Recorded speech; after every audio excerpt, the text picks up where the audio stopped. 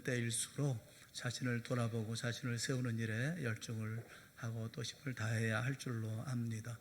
그 가운데 제일 좋은 것은 책 읽는 것이 아닐까 하는 그런 생각을 해요.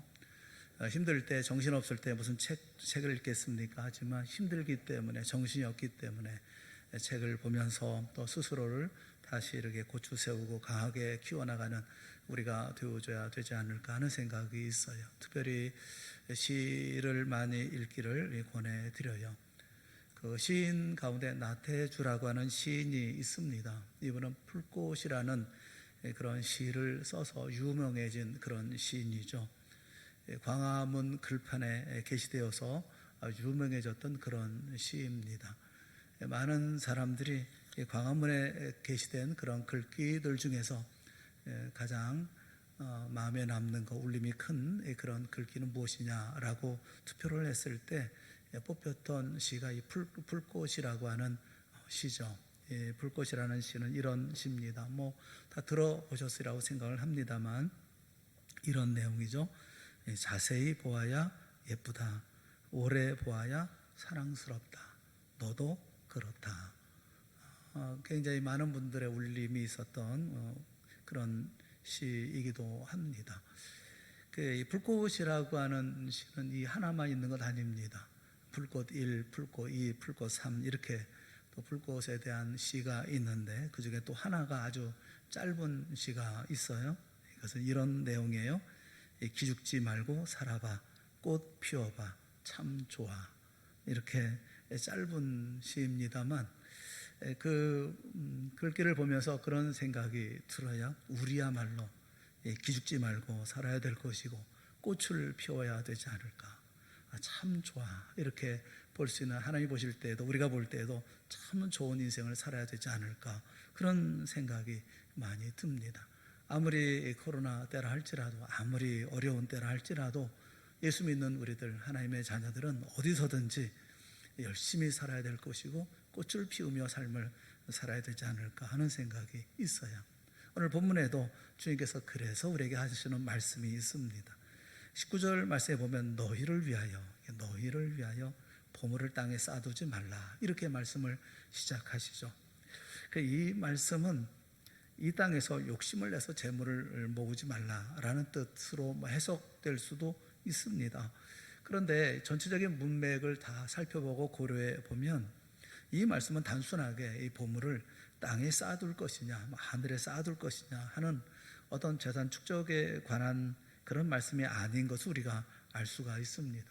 이 말씀은, 보물을 땅에 쌓아두지 말라는 이 말씀은 물질을 쌓아 누리는 것보다 더욱 의미 있는 삶을 살라라는 가르침이죠.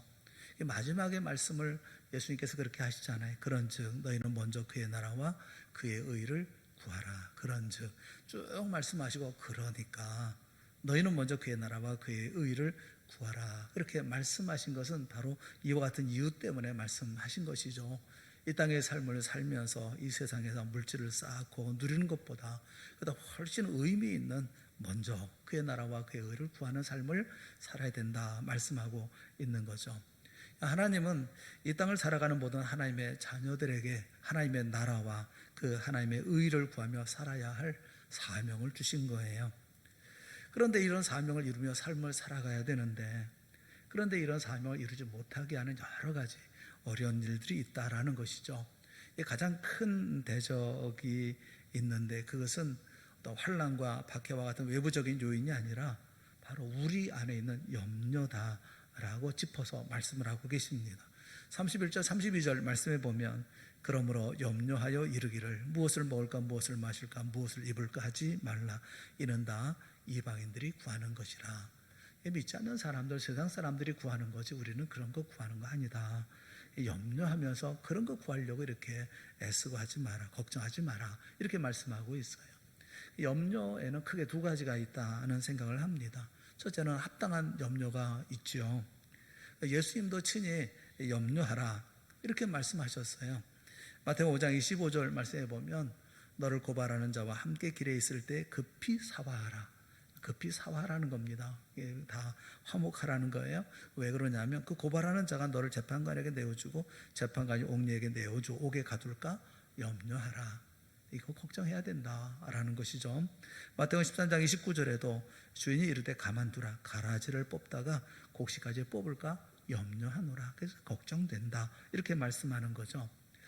그 전에 있었던 그 고통에 대한 경험이 이 두려움을 갖게 하고, 그 두려움이 현실이 될지도 모른다는 생각이 바로 염려라는 거죠.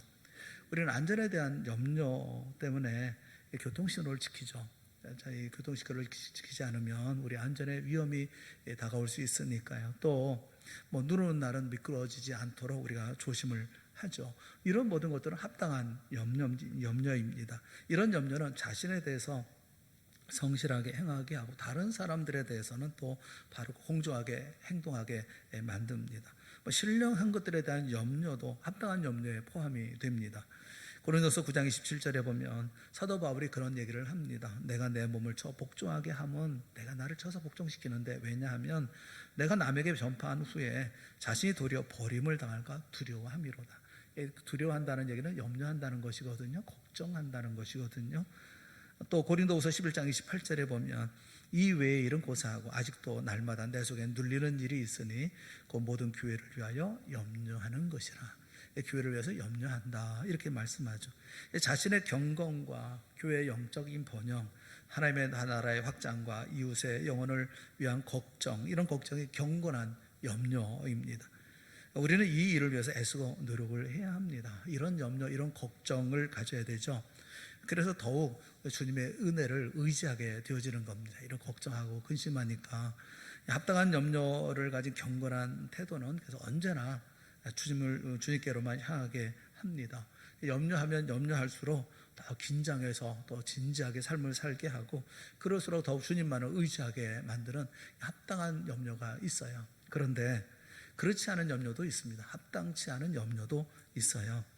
예수님은 합당하지 않은 염려에 대해서 말씀하고 계시죠. 마가복음 4장 19절에 있는 말씀, 우리 한번 다 같이 한번 읽어봤으면 좋겠어요. 마가복음 4장 19절 같이 봅시다. 시작.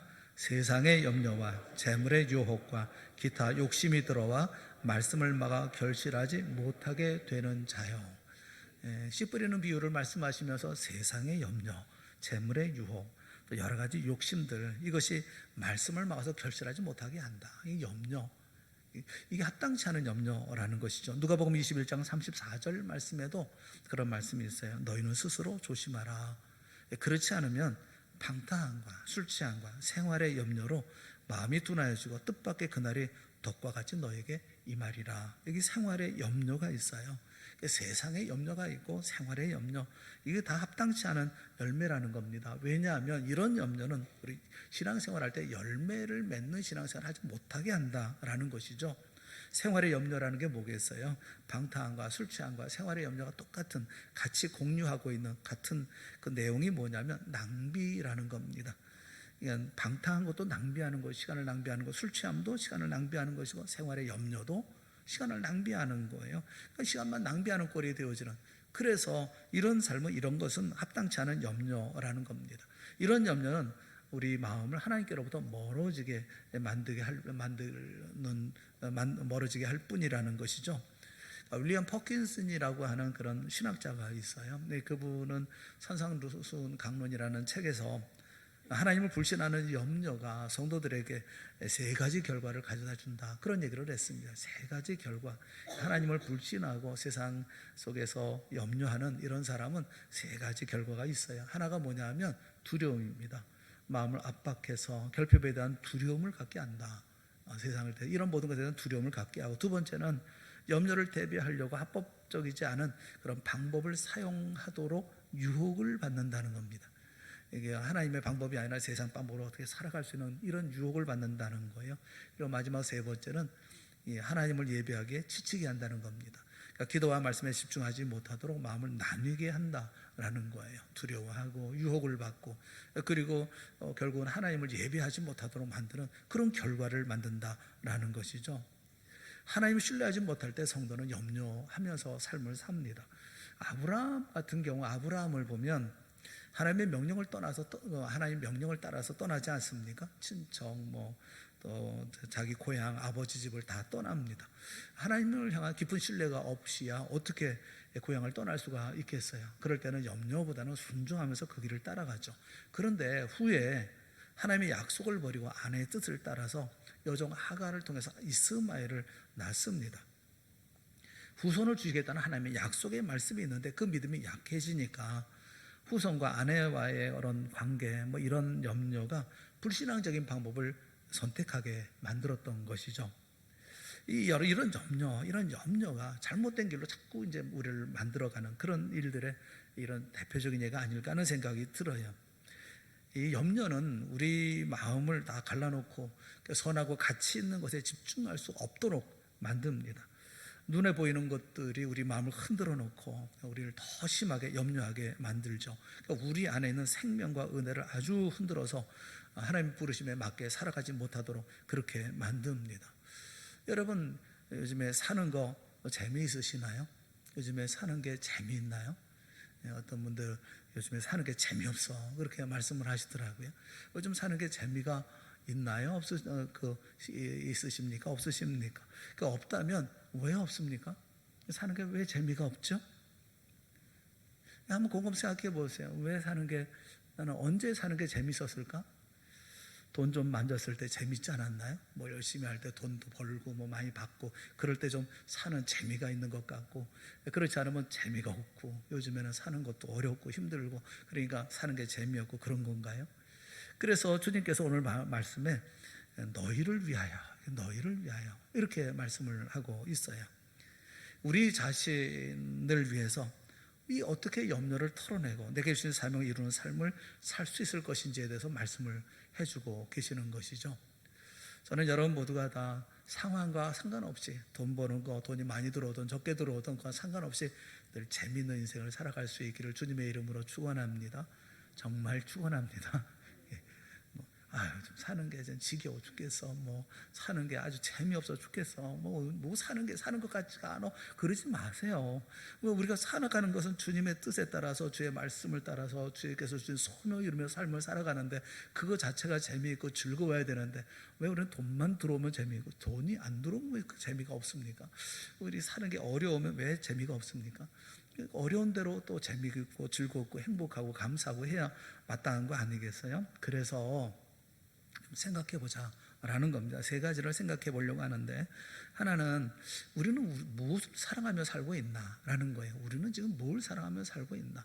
염려라는 것을 생각하면서 우리는 뭘 사랑하며 살기에 우리는 염려하고 사나. 두 번째는 의지하는 거예요. 우리는 무엇을 의지하며 사는 것인가. 왜 염려하지? 무엇을 의지하며 살기 때문에 염려하는 거지? 세 번째는 실제적인 염려가 닥쳐왔을 때, 염려가 우리에게 엄습해 왔을 때 실제적인 지침이 뭘까 하는 것을 좀 생각을 해보려고 하는 겁니다. 첫째는 여러분 뭘 사랑하십니까? 무엇을 사랑하고 계십니까? 우리는 어떤 일에 지나치게 염려하는 사람을 보면서 뭘 그런 것 가지고 걱정을 해? 뭘 그런 것 때문에 걱정을 해? 이렇게 충고하죠. 우리가 그렇게 말할 수 있는 이유가 뭐냐면 그 사람이 염려하는 것에 우리는 집착하지 않기 때문에 그렇습니다. 다른 말로 얘기하면 그걸 사랑하지 않기 때문에 그래요. 그것을 사랑하는 사람은 그것을 얻지 못할지도 모른다는 두려움, 또 잃어버릴지도 모른다는 조바심, 그것 때문에 걱정하고 염려하는 것이거든요. 그런데 다른 사람들은 뭘 그런 걸, 왜냐하면 사랑하지 않으니까요. 어떤 것을 염려한다고 하는 것은 그걸 사랑한다는 겁니다. 그래서 먼저 살펴봐야 될 것은 내가 사랑하는 게 뭐냐라는 거예요. 뭘 그런 것 가지고 염려를 해? 걱정을 해? 근데 우리가 뭘 사랑하고 있길래 염려하고 있는 겁니까? 결론적으로 말하면 염려는요, 자기 사랑에서부터 나오는 겁니다. 자기를 사랑하는 사람이 염려합니다. 자기 사랑이라고 하는 것은 어떤 면에서는 교만함이기도 해요. 내가 결정하고 내가 생각하는 모든 것, 또 나 자신, 내 자존심, 이걸 생각하거든요. 거기서 표출되는 것이 자기 사랑이거든요. 자기를 사랑하는 사람은 염려를 운명처럼 지니고 삽니다. 늘 염려하며 삽니다. 신경 쓰면서 삽니다. 마태복음 6장 24절 말씀에 보면 한 사람이 두 주인을 섬기지 못할 것이니 혹 이를 미워하고 저를 사랑하거나 혹 이를 중히 여기고 저를 경히 여깁니다. 너희가 하나님과 재물을 겸하여 섬기지 못하느니라. 그렇게 말씀하고 계셔요. 자기를 사랑하는 것, 그것은 자기 그릇된 욕망을 가지고는 자기를 사랑하는 것이거든요. 여러분, 사람은 사랑하는 것 중심으로 움직여야 됩니다. 사랑하는 것에 따라서 움직이게 됩니다. 사랑하는 것에 종이 되고 사랑하는 것에 얽매이게 되어집니다. 주님은 두 주인을 섬기지 못한다, 그렇게 말씀하고 있어요. 여러분, 무엇에 얽매여 삽니까? 누구의 종입니까? 어거스틴은 요한복음 강론에서 그런 얘기를 했어요. 역설적으로 자기를 사랑하고 하나님을 사랑하지 않는 사람은 사실 자기를 전혀 사랑하지 않는 사람이다, 그런 얘기를 했어요. 왜냐하면 자기를 사랑하는 사람은 하나님을, 참으로 자기를 사랑하는 사람은 하나님을 사랑하고 자기를 사랑하지 않는 사람이 자기를 사랑하는 사람이라는 거예요. 자기를 사랑한다고 하는 것은 생명의 근원을 가신 분을 자기 밖에 두는 것, 자기에게서 내보내는 것, 그것은 죽음을 의미하는 것이기 때문에 참된 사랑이 아니라 오히려 자기를 파괴하는 것이다 라고 설명을 하고 있어요. 이 성경에는 나 자신을 가리켜서 온천을 주고도 살 수 없으리만큼 중요하다, 그렇게 말씀하십니다. 25절에 보면, 누가복음 9장 25절에 보면, 사람이 만일 온천을 얻고도 자기를 잃든지 빼앗기든지 하면 무엇이 유익하리요, 그렇게 말씀을 해요. 사람이 온천을 얻어도 자기를 잃는다고 한다면, 또 빼앗긴다고 하면 뭐가 유익하겠냐. 그런데 자기를 잃지 말라, 그렇게 말씀하시면서 성경 어디에도 자기를 사랑하라, 그렇게 말씀하지는 않아요. 왜 자기를 사랑하라고 말씀하지 않을까요? 두 가지 이유가 있습니다. 자기를 사랑하면 결국 행복할 수 없기 때문에 그렇습니다. 여러분, 나를 사랑하게 되면 내 안에 예수 그리스도가 없게 되어지고, 또 주님과 늘 대적하는 삶을 살게 되지 않습니까? 내가 원하는 것과 주님이 원하는 것이 다르지 않나요? 그러면 행복의 근원 되시는 주님과 늘 대적하면서 어떻게 행복할 수가 있겠어요? 또 한 가지 경우에는 하나님을 사랑하고 있다고 한다면 충분히 사랑받을 것이기 때문에 자기 사랑할 이유가 없습니다. 완전한 사랑을 받고 있기 때문에 아무에게도 사랑받고자 하는 욕구가 없어요. 주님의 큰 사랑을 받고 있는데 누구에게 사랑받지 않아도 불행하지 않습니다. 성경에서 자기를 사랑하라 이렇게 말씀하지 않아요. 가르치지 않아요. 자신보다 하나님을 사랑하는 사람은 하나님을 사랑하기 때문에 모든 사람을 다 사랑하지 않을 수는 없지만, 자신은 아무에게도 사랑받지 않아도 행복한 사람인 것입니다. 주님의 사랑으로 충분하기 때문에 그런 거죠. 그래서 성경은 자기를 부인하라고 말씀을 하고 있지만 자기를 사랑하라라고 말씀하고 있지는 않아요. 사랑하는 여러분, 염려하는 마음은 항상 자기를 사랑하는 마음에서부터 옵니다. 자기를 사랑하면 그 사람의 마음의 눈은 어두워진다 말씀하죠. 22절 23절 말씀, 마태복음 6장 22절 23절에 있는 말씀 한번 다 같이 읽어봅시다. 다 같이 시작. 눈은 몸의 등불이니 그러므로 네 눈이 성하면 온몸이 밝을 것이요 눈이 나쁘면 온몸이 어두울 것이니. 눈이라고 하는 옵살모스라고 하는 이 말은 마음의 눈을 가리켜 말씀하고 있습니다. 사물이나 태도에 대해서 판단하는 능력을 의미하는 것이죠. 마음의 눈이 성한 사람, 건강한 사람은 올바르게 판단해요. 마음의 눈이 나쁜 사람, 이런 사람은 그릇된 판단을 합니다. 잘못된 판단에서 불안이 생기고, 그래서 우리 마음 가운데 염려가 되어지는 것이죠. 마음의 눈이 성하면 그래, 판단 능력이 온전한 사람은 재물이 아니라 하나님을 사랑하는 사람이기 때문에 그래요. 그런 사람은 또 평안하죠. 21절에 보면 내 몸을 있는 그곳에는 내 마음도 있느니라, 그렇게 말씀하고 있잖아요. 그래서 염려의 문제는 그 사랑의 문제이기도 합니다. 내가 무엇을 사랑하는지 다시 한번 돌아보세요. 하나님을 내가 사랑합니까? 하나님을 사랑하는 사람이 염려하는 게 맞습니까? 사람이 무엇을 생각하면 생각은 늘 그것을 중심으로 합니다. 자기 사랑에 빠진 사람은 늘 자기 중심적으로 생각을 해서 자기가 옳다고 여기는 대로 판단하고 좋다고 여기는 바대로 그대로 행동하며 살아가는 거예요. 그런데 자신이 진리가 아니기 때문에 이 모든 판단과 이런 욕심은 다 올바를 수가 없고, 결국 자기를 사랑하는 사람은 이 지혜를 떠나서 밝은 주님의 지혜로 떠나서 어두운 미련함 속에 갇히게 될 수밖에 없는 것이죠. 반면에 하나님을 사랑하는 사람의 마음의 눈은 밝습니다. 하나님의 진리가 그를 지혜롭게 하기 때문에 그렇죠. 그래서 무엇이 진정으로 가치가 있고 무엇이 더 소중한지를 알게 되는 거예요. 토마스 아퀴나스라고 하는 분이 신학대전에서 그런 얘기를 했습니다. 하나님께 대한 사랑이 마음 안에 가득할 때, 하나님을 향한 그 사랑이 그 마음 안에 가득할 때 그의 지성은 가장 명정한 상태가 되고 가장 깨끗하고 맑은 상태가 되고 총명은 최고도로 발휘된다. 여러분 무슨 말인지 아시겠죠? 인간이 도덕적인 판단을 상실하는 근본적인 원인은 영혼의 어둠 때문에 그렇습니다. 잘못 판단하기 때문에, 잘못 보기 때문에 그렇습니다. 이것은 하나님 아닌 것을 사랑하기 때문에 그런 거예요. 이 염려에서 벗어난 유일한 가장 좋은 대비책은 하나님을 사랑하는 겁니다. 자기를 사랑하는 게 아니라 하나님을 사랑하는 겁니다. 신앙의 유익이라고 하는 것은 그 사랑 안에서 자기 인생을 주님의 손에 맡기는 거예요. 주님의 은혜의 교제 안에서 자신의 인생을 맡길 때 주님은 언제나 우리를 합력해서 유익하고 선한 길로 인도해 주시는 것입니다. 그때 우리는 진정한 행복과 감사와 만족을 우리가 볼 수가 있고 우리가 경험할 수가 있게 되어지는 거죠. 여러분, 그러니까 마음속에 염려가 생기면 먼저 첫째 생각해야 하는 것은 내가 누구를 사랑하고 있는가 하는 것을 먼저 생각하시라는 거예요. 우리 자신을 위해서 어떻게 염려를 떨쳐내고 또 내게 주신 사명을 이루는 삶을 살아갈 수 있을까? 첫째는 자기를 사랑하지 말고 주님을 사랑하라라는 겁니다. 이걸 점검해 보라라는 거예요. 두 번째는 의지하는 거예요. 우리는 무엇을 의지하며 살고 있느냐라는 겁니다.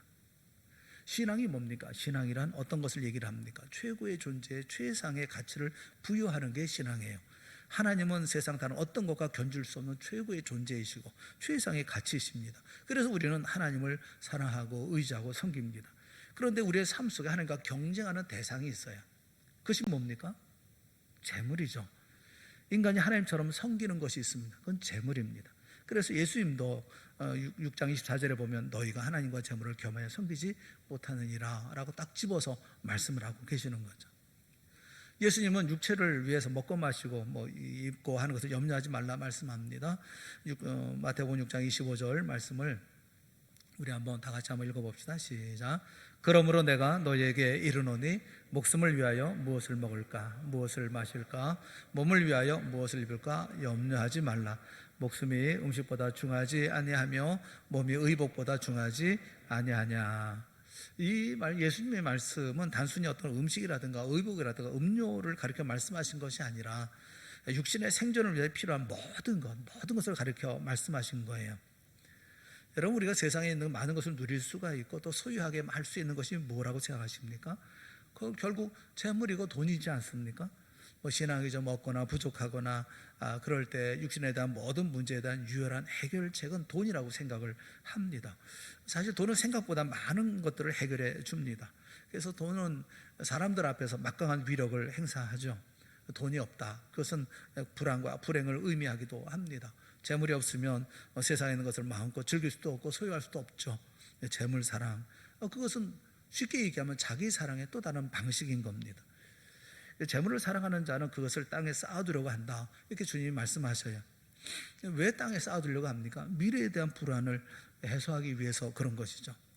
불안의 원인은 크게 두 가지일 겁니다. 자기가 가지고 있는 것을 잃어버릴지도 모른다는 두려움, 자기가 원하는 것을 얻지 못할지도 모른다는 두려움, 이런 두려움이 아니겠어요? 예수의 비유로 말씀하신 그 어리석은 부자에 대한 비유가 있죠. 이 부자는 열심히 노력해가지고 곡식을 막 모아둡니다. 그런데 그가 걱정을 해요. 뭘 걱정합니까? 큰 창고를 져야 되겠다라고 걱정하지 않습니까? 지금뿐만 아니라 앞으로 미래에도 먹고 마시고 즐겁게 살고 싶어서 그래서 창고를 짓자라는 것이 아닙니까? 물론 우리에게 미래를 위한 대비가 필요해요. 합당한 염려이기도 합니다. 우리는 연약한 육신을 보살펴야 되고 또 질병이 생기면 치료도 받아야 되고 또 예기치 못한 그런 사고에도 대비해야 합니다. 나만을 위해서가 아니라 모두를 위해서 그렇죠. 신앙적으로 문제가 되는 것은 그런데 재물을 통해서 염려를 해결하려고 하는 마음이 문제인 거예요. 이것은 하나님보다 물질을 의지하는 마음이 아니겠어요? 여러분, 인간은 살아가면서 많은 재물로 해결할 수 없는 수많은 문제들을 우리는 만납니다. 다른 사람에게 미움을 받아보세요. 이거 돈으로 해결됩니까? 사랑하는 사람이 나와 헤어지게 됐어요. 죽음으로 헤어지게 됐습니다. 이거 재물로 해결이 됩니까? 더 이상 자신을 지탱할 수 없는 어떤 그런 현실 앞에 서게 되었어요.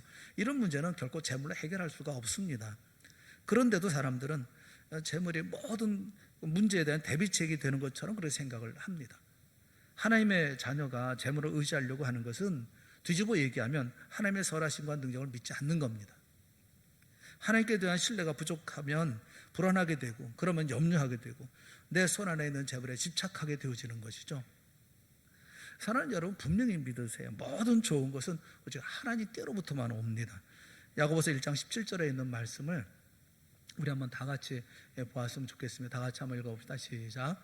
온갖 좋은 은사와 온전한 선물이 다 위로부터 빛들의 아버지께로부터 내려오나니 그는 변함도 없으시고 회전하는 그림자도 없으시니라. 아멘. 이 평범한 사실을 뼛속 깊이 배워가는 것이 신앙생활인 거예요. 신앙은 모든 좋은 것을 주시는 하나님을 의지하고 바라는 겁니다. 하나님을 의지하는 사람은 미래에 어떤 일이 생길지는 알 수 없지만 두려워하지는 않습니다. 나는 약하지만 도와주시는 선한 곳으로 좋은 곳으로 인도하시는 하나님은 강하시고 그런 길로 나를 인도해 줄 줄 분명히 믿기 때문에 그런 것이죠. 어느 날 가사와 육아로 힘들게 살아가는 아내에게 남편이 말하는 거예요. 여보, 그동안 정말 고생 많았어. 이번에 회사에서 특별 보너스가 나왔는데 이번 명절에는 제주도에 다녀옵시다. 부모님께는 찾아뵙지 못한다 말씀을 드리고 5일 정도 좋은 곳에 가서 아이들과 좀 오붓하게 좀 지내다가 옵시다. 아내는 막 그 얘기를 들으니까 너무 기뻤죠. 가슴이 뛰었습니다. 오랫동안 여행을 떠나본 적이 없었기 때문에 그렇죠. 여행 준비물을 챙기고 여행 일정을 짜고 며칠 동안 너무너무 행복한 겁니다. 참 생활의 낙인 거예요. 그런데 어느 날 이웃들과 차를 마실 기회가 있었어요. 이건 바로 옆집에 사는 이웃이 이런 얘기를 합니다. 우리 세 식구는 이번 가을에 비즈니스 항공편으로 유럽 여행을 가기로 했어요. 이번에 애들 아빠 회사에서 포상 휴가가 나왔거든요. 2주 정도 이렇게 다녀올 건데 특히 스위스에서 며칠 머물면서 자연을 만끽하려고 해요. 너무 기대가 돼요. 근데 그런 이야기를 듣는 아내의 마음에 순간 싸늘하게 식어버리고 말았습니다. 제주도 여행 계획이 아주 초라하게 느껴졌고 이제까지 기대 속에 있었던 기쁨이 우울함으로 변해버렸어요. 왜 그랬을까요? 갑자기 욕망이 커졌기 때문에 그렇습니다. 비교가 되니까요. 여러분, 인생 뜻대로 안 된다고 느끼는 것은 정말로 생활이 그러해서이기도 하지만 때로는 우리가 마땅히 세상을 향해서 가져야 할 어떤 분량, 그 이상의 욕망을 가지기 때문일 경우가 참 많이 있습니다. 우리 마음에는 아직도 죄의 때가 묻어 있고 삶에는 불순종의 찌꺼기가 남아 있어서 언제든지 이런 욕심의 포로가 될 수가 있어요. 우리 마음의 은혜 상태에서 벗어나면 그 욕심이라고 하는 건 거머리처럼 달라붙어서 우리 모든 것들을 다 무너뜨리고 맙니다. 잠언 30장 15절에 이런 말씀이 있어요. 거머리에게는 두 딸이 있어 다오다오 하느니라. 거머리에게는 두 딸이 있는데 다오다오 한다는 거예요. 족한 줄을 알지 못하여 족하다 하지 아니하는 것 서너시 있나니. 16절 말씀에 보면 서너 가지를 얘기를 합니다. 족한 줄 모르는 서너 가지가 있어요. 첫째 수월, 지옥은 족한 줄을 모른다는 거예요. 또 하나, 두 번째는 아이를 갖지 못하는 태, 세 번째는 가물은 이 땅, 그러니까 비가 오지 않는 땅, 네 번째는 불. 이것은 족한 줄을 모른다는 거예요. 끝까지 이렇게 한다는 거예요. 여러분, 더 나은 조건을 바라는 것 자체가 죄일 수는 없습니다. 어떤 면에서는 보다 더 바람직한 삶으로 나아가게 만드는 어떤 방향이 될 수도 있으니까요. 그런데 어떤 바라던 바가 좌절했을 때 마음이 거기에 마음이 상할 정도로 집착해서 되겠어요? 삶의 조건은 그보다 훨씬 더 가치 있는 것, 인생의 목적을 추구하기 위해서 있는 것이기 때문에 그렇습니다. 33절 말씀해 보세요. 그런즉 너희는 먼저 그의 나라와 그의 의를 구하라. 그리하면 이 모든 것은 너에게 더하시리라 말씀하고 있는데, 비교하면서 다른 사람과 비교하면서 네가 많이 가졌니 내가 많이 가졌니, 네가 좋으니 내가 좋으니 하면서 그러면서 우리 마음이 염려하고 걱정하고 낙심하고 좌절하고 그러는 거 아니겠어요? 여러분, 신앙생활 하면서 왜 재미가 없어요? 왜 즐겁지 않아요? 하루하루 삶을 시작하면서 왜 하루가 지옥같이 삶을 살아갑니까? 없다고 생각하니까요. 모자라다고 생각하니까요. 염려하고 걱정하는 이유가 뭡니까? 주님을 사랑하지 않으니까요. 주님을 의지하지 않으니까요. 나를 사랑하고요, 나를 드러내고 싶고요, 또 주님이 아니라 재물을 사랑하니까요. 돈이 들어오면 그렇게 기뻐할 수가 없잖아요. 염려의 원인은 거기에 있는 거예요. 자신이 아니라 주님을 사랑하는 여러분이 되어질 수 있기를 바랍니다. 재물이 아니라 주님을 의지하는 여러분들이 되어질 수 있기를 바랍니다. 그게 염려에서 벗어나는 길이에요. 우리가 염려가 엄습할 때 실제적인 지침 몇 가지만 더 말씀을 좀 드리고 말씀을 마치려고 그래요. 염려가 우리에게 닥쳐왔어요. 어떻게 할까요? 어떤 면에서는 염려가 우리 마음을 지배하게 되어지면 감정이 우리가 극도로 강해지게 되고 죽을 것 같은 혼돈과 마음의 불안함을 느끼게 됩니다. 어떻게 해야 될까요? 몇 가지로 우리가 그때 생각을 해야 돼요. 갑자기 마음속에 염려가 들어오면 세 가지를 생각해야 됩니다. 첫째는 끊어서 생각하라는 겁니다. 이 염려에 대한 응급 처방인 거예요. 끊으십시오. 그러니까 사는 게 너무 힘들면 너무 먼 미래 바라보지 마세요. 과거를 생각하면서 스스로 비참해하지도 마세요. 전서 7장 10절 말씀에 보면 옛날이 오늘보다 나은 것이 어찌미냐 하지 말라. 이렇게 묻지 말라는 거예요. 이렇게 묻는 것은 지혜가 아니다. 옛날이 오늘보다 좋았어. 이거 왜 그런 거지? 이렇게 묻지 말라는 거예요. 삶이 넉넉하고 충분하고 이게 좀 여유롭고 그럴 때는 10년 후에 어떤 결과가 있을지 그건 생각할 수 있어요. 그런데 지금 힘이 없잖아요. 힘이 없고 또 지금 아주 혼미스럽잖아요. 혼란스럽잖아요. 그럴 때는 그렇게 하면 안 돼요. 10년 후에 나 어떻게 살까? 이거 다음에는 어떻게 될까? 그 다음에는 어떻게 살게 될까? 그때는 시간을 짧게 토막을 내서 힘이 미치는 범위까지만 생각하라는 겁니다. 1년 후를 생각하기 힘들다면 한 1개월 후를 생각하세요. 1개월 후도 어렵다고 한다면 일주일 후만 생각하십시오. 그것도 힘들면 오늘 하루만 생각하십시오. 만약 이것도 어렵다면 하루 생각하는 거 어렵다고 하면 1시간, 그것도 안 된다고 하면 10분만 생각하세요.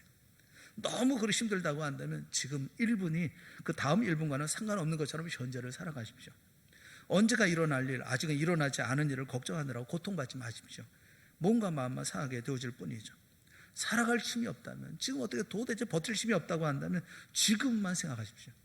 나를 불행하게 만든 과거는 회복되고 난 다음에 회고하시고 앞으로 자신의 인생이 어떻게 될지에 대해서 힘이 생기면 그때 생각하십시오.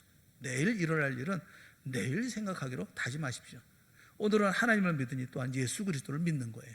요한복음 14장 1절에 말씀하셨잖아요. 너희는 마음에 근심하지 말라. 근심하지 말라. 하나님을 믿으니 또 나를 믿으라. 지금은 하나님을 믿고 예수 그리스도를 믿는 거예요. 그러면 한순간 살아갈 힘을 주님이 우리에게 허락하실 것이고 다음 순간 살아갈 힘도 주시지 않겠어요?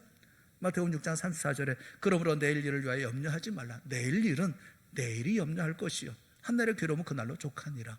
우리에게 하루를 주시면 그 하루를 주님이 주신 힘을 가지고 열심히 살면 되는 겁니다. 내일은 내일을 살아갈 힘을 주님께서 또 주시는 거 아니겠어요? 그러니까 끊어서 생각하시라고요. 힘들면 10년 후, 20년 후 나 늙어 죽을 때 어떻게 생각하지 마시고 지금 이 순간을 생각하세요. 지금 견뎌내라고요. 두 번째는 현실을 대면하라는 겁니다. 현실을 직시하시고 현실을 대면하십시오. 피하지 마십시오. 현실은 피할 수 없는 거예요. 이기든지 지든지 내가 직접 마주해야 하는 거예요. 다른 사람이 나의 현실을 대신 마주해 줄 수는 없습니다. 그것은 오로지 나의 인생이기 때문에 그래요. 내가 나를 떠나서 어디로 갈 수가 있겠어요? 일단 자신 앞에 놓여진 현실을 있는 그대로 받아들여야 합니다. 그리고 어떻게 살아갈지를 생각해야죠. 우리에게 주어진 가장 큰 의무는 내게 주어진 현실을 마주하는 거예요. 내게 주신 현실을, 모든 상황을 맞이하는 겁니다. 현실은 어쩔 수 없는 마치 운명처럼 굴복하는 게 아니에요. 내게 주어진 현실은 굴복하는 게 아닙니다. 내가 펼쳐나갈 내 삶의 새 역사를 이룰 수 있는 바탕이 되고 기초가 되는 것이 오늘인 거예요. 이사야서 43장 18절과 19절 말씀을 우리 다 같이 한번 읽어봤으면 좋겠어요. 다 같이 시작. 너희는 이전 일을 기억하지 말며 옛날 일을 생각하지 말라. 보라 내가 새 일을 행하리니 이제 나타낼 것이라. 너희는 우리고 나는 하나님이세요. 하나님이 말씀하시면서 이전 일을 기억하지 말고 옛날 일을 생각하지 말라라고 말씀하고 계셔요. 왜 그러실까요? 예전에 내가 너에게 베풀었던 그런 은혜를 내가 생각해야지, 내가 너희들에게 어떤 역사를 베풀었는지 널 기억하고 살아야지, 이렇게 말씀하셨던 분이잖아요. 그런데 그렇게 말씀하지 않습니다. 생각하지 마라, 기억하지 마라. 왜 그렇습니까? 보라 내가 새 일을 행하리니, 새 일을 행하리니 이제 나타낼 것이라. 하나님도 늘 새로운 일을 행하셔서 새로운 역사를 이루어 가신다라고 말씀하고 있어요. 옛날과 같지 않은 과거를, 옛날 같은 그런 옛날과 같지 않은 역사를 오늘 새로운 역사로 내 삶 속에서 이루어 가신다고 말씀하고 있는 거예요. 내 삶의 홍해가 열려지는 것처럼 여리고성이 무너지는 것 같은 그런 일들만 벌어지는 게 아니고 그 전에 있었던 역사는 그 전의 역사고, 내 인생에는 하나님께서 나를 사랑하시던 내게 주어진 인생의 길을 걸어갈 수 있는 새로운 역사를, 새로운 일들을, 새 일을 행하신다고 말씀하고 있는 것입니다. 여러분, 내가 주님과 함께 이 인생을 주도하고 또 그리고 자유롭게 책임지고 그리고 나갈 때, 그러면 이거 승리하는 삶이 되지 않겠습니까? 상황에 굴복하고 상황의 노예처럼 굴복하며 살지 말라는 겁니다. 자유롭고 책임 있는 삶을 살아가는 겁니다. 주님과 함께라면 못할 게 뭐가 있겠어요? 누가복음 9장에 보면 구름같이 모여든 수많은 사람 앞에 예수님께서 말씀을 전하시다가 그들이 굶주리고 있는 모습을 보시면서 예수님께서 제자들에게 명령하시죠. 뭐라고 명령합니까? 너희가 먹을 것을 주라. 그렇게 명령하셔요. 먹을 것을 주라. 어떻게 먹습니까? 줄 수가 있습니까? 제자들의 대답이 뭐죠? 할 수 없사옵나이다. 이거 못합니다. 할 수가 없습니다. 이게 뭐 할 수 있는 얘기입니까? 그러자 예수님께서 그 떡 5개와 물고기 2마리를 가지사 하늘을 우러러 축사하시고 떼어서 제자들에게 주어 무리에게 나누어 주어 먹게 하시고 먹고 다 배불렀을 때 남은 조각 12바구니에 거두었다. 그렇게 말씀하고 있잖아요. 못할 일이 뭐가 있어요? 빌립보서 4장 13절 말씀에 내게 능력 주시는 자 안에서 내가 모든 것을 할 수 있느니라. 이 사실을 믿는 여러 모두가 될 수 있기를 주님의 이름으로 축원합니다. 내게 능력 주시는 자 안에서 내가 모든 것을 할 수 있어요. 내게 능력 주시는 자가 누굽니까? 우리 주님 아니십니까? 왜 걱정하고 왜 포기하고 왜 낙담하고 왜 두 손 내려놓고 살고 있느냐고. 현실을 맞닥뜨리고 현실을 대면하고 이 현실을 주님과 함께 헤쳐나가서 하나님께서 이루시는 놀라운 새 역사를 바라보며 나가야 되잖아요. 왜 염려하고 걱정하고 있느냐라는 거예요. 인생의 문제는 회피함으로 해결되는 거 아닙니다. 어떤 사람들은 오락이라든지 음주라든지 약물에 빠지기도 합니다. 근데 그런 것은 일시적인 즐거움이나 환각에 빠지게 되어지지만 깨어나면 현실은 여전히 그대로 있고 더욱 자기 자신은 무기력해진 자기 자신을 발견할 뿐인 거예요. 자살을 시도하는 분들도 계세요. 자살은 지금과 다르게 살고 싶은 욕망의 다른 표현이 아니겠어요? 마주한 현실이 감당할 수 없어서 죽음을 선택하는 거예요. 그건 사는 길이 아닙니다. 우리는 자신의 인생을 살아내야죠. 그러기 위해서 자신 앞에 현실을 받아들여야 합니다. 용기를 내십시오. 힘을 내십시오. 믿음의 힘을 발휘하십시오.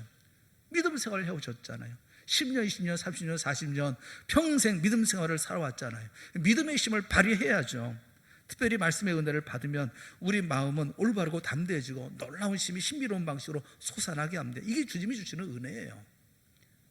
인생 우리보다 먼저 살았던 사도 바울은 이렇게 고백을 합니다. 고린도후서 2장 14절에 보면 항상 우리를 그리스도 안에서 이기게 하시고 우리로 말미암아 각처에서 그리스도라는 냄새를 나타내시는 하나님께 감사하노라 라고 그런 얘기를 해요. 항상 우리를 이기게 하시고 또 그리스도의 향기를 그리스도 아는 냄새를 나타내시는 하나님께 감사하노라.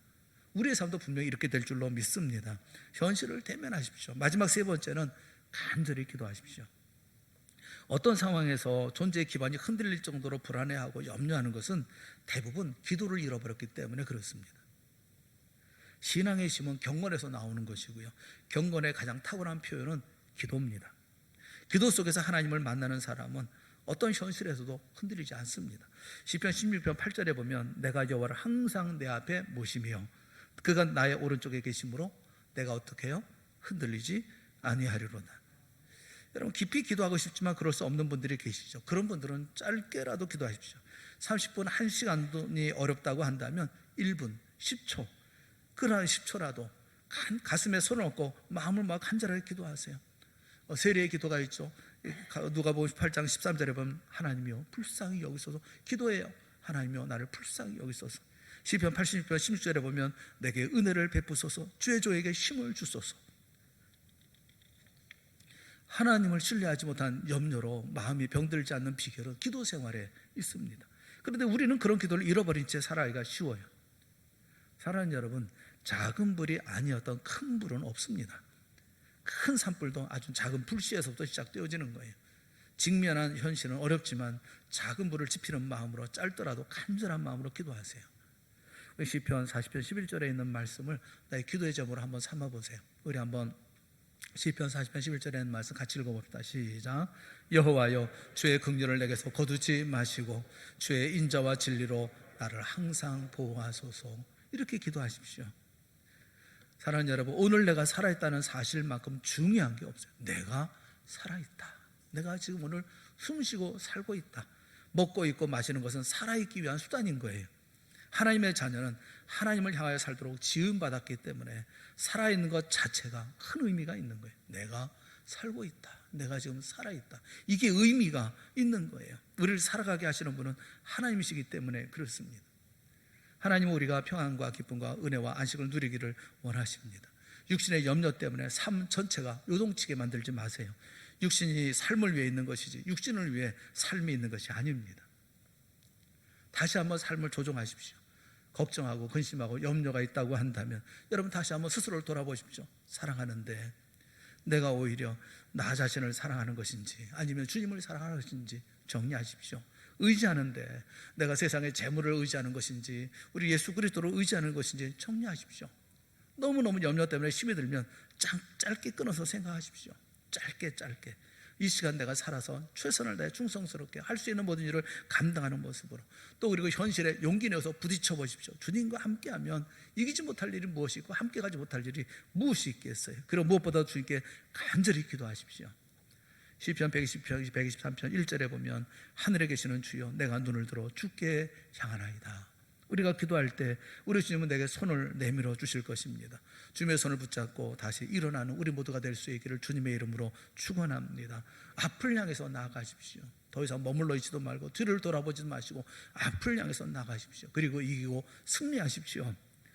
이 염려에 붙들려 살지 마시고 걱정에 붙들려 살지 마시고 오히려 우리 주님 주신 소명의 삶을 힘내어 살아가는 우리 모두가 될 수 있기를 바랍니다. 다시 일어나셔서 염려라든가 이런 걱정이라든가 근심에 그런 구렁텅이 속에서 헤어나오지 못하는 늪에 빠진 삶 살지 마시고 주님과 함께 오늘도 일어나 주의 역사에 이루어나가는 귀한 믿음의 삶이 우리 동산교회 성도들의 삶이 되고 우리 가정의 삶이 되고 우리 동산교회의 삶이 되어지는 놀라운 역사가 있기를 주님의 이름으로 축원합니다. 함께 기도하겠습니다. 사랑의 하나님 아버지, 우리에게 은혜를 베풀어 주시기를 원합니다. 믿음을 더하여 주시옵소서. 눈을 열어 주시옵소서. 귀를 열어 주시옵소서. 주님을 보게 하여 주시옵시고 주의 음성을 듣게 하여 주시옵시며 주 안에 거하게 하여 주시옵시고 내게 맡겨진 모든 소명을 감당하는 우리 동산의 모든 성도들이 다 되어질 수 있도록 은혜 베풀어 주시옵소서. 우리를 살려주시고 우리 가정을 살려주시옵시고 동산교회로 아름다운 미래를 만들어갈 수 있는 든든하고 담대하고 주님과 함께하는 놀라운 역사의 시작의 기초가 만들어질 수 있도록 초석을 허락하여 주시옵소서. 예수님의 이름으로 간절히 기도드리옵나이다. 아멘. 우리 다 같이 자리에서 일어나셔서 370장 찬송